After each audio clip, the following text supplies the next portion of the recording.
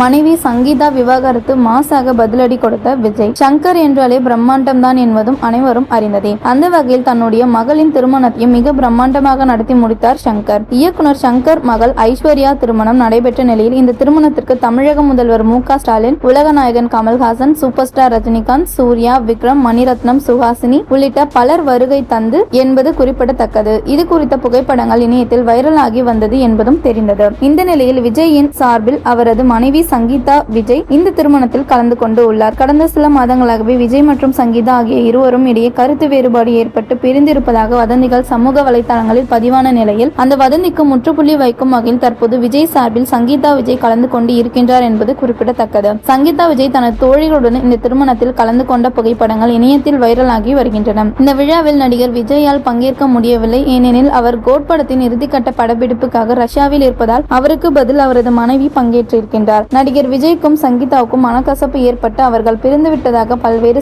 சமூக வலைதளங்களில் பரவி வந்த நிலையில் அதற்கெல்லாம் முற்றுப்புள்ளி வைக்கும் வகையில் சங்கீதாவின் இந்த புகைப்படம் அமைந்துள்ளது.